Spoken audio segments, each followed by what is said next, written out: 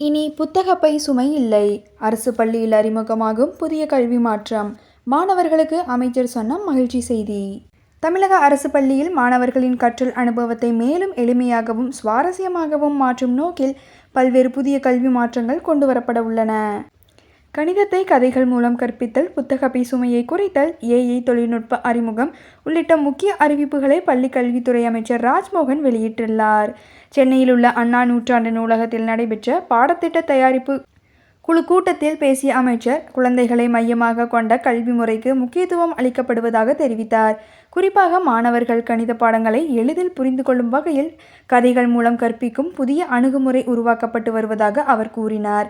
கற்றலை இனிமையான அனுபவமாக மாற்றுவதே இந்த திட்டத்தின் நோக்கம் என்று விளக்கினார். மாணவர்களின் புத்தகப்பை சுமையை குறைப்பதன் மூலம் அவர்களின் மன அழுத்தத்தையும் குறைக்க நடவடிக்கை எடுக்கப்படும் என்று அமைச்சர் தெரிவித்தார். பாடப்புத்தகங்களில் அதிக அளவில் வண்ணப்படங்கள் இடம்பெறுவதுடன் அதில் இடம்பெறும் QR கோடுகளை ஸ்கேன் செய்து பாடங்களை காணொலி வடிவில் கற்றுக்கொள்ளும் வசதியும் ஏற்படுத்தப்படும் என்றார்.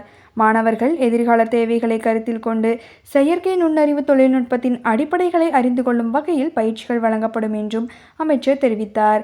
ஏஐ தொழில்நுட்பம் வேலைவாய்ப்புகளை பறிக்கும் என்ற அச்சம் தேவையில்லை என்றும் அவர் குறிப்பிட்டார். மேலும் பள்ளிகளில் செய்தித்தாள் வாசிப்பை ஊக்குவிக்கும் நடவடிக்கைகள் மேற்கொள்ளப்படும் என்றும், பெற்றோர் மற்றும் சமூகத்தை மதிக்கும் பண்புகளை வளர்க்கும் கல்வி முறையே அரசின் இலக்காக இருக்கும் என்றும் தெரிவித்தார். ஆசிரியர்கள் தகுதி மற்றும் திறமையின் அடிப்படையில் மட்டுமே பணியில் அமர்த்தப்படுவார்கள் என்றும், கல்வித்துறையில் ஊழலை முற்றிலுமாக ஒழிக்க உறுதியான நடவடிக்கைகள் எடுக்கப்படும் என்றும் அமைச்சர் வலியுறுத்தினார்.